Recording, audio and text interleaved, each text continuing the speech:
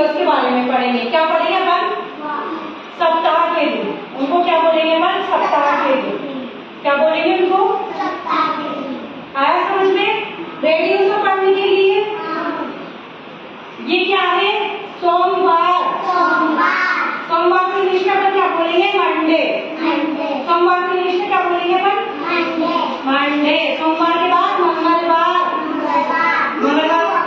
मंगलवार। मंगलवार को इंग्लिश में क्या बोलेंगे? ट्यूसडे। क्या बोलेंगे? ट्यूसडे। ये क्या है? बुधवार। बुधवार को इंग्लिश में अपन क्या बोलेंगे? वेडनेसडे। अरे वाह,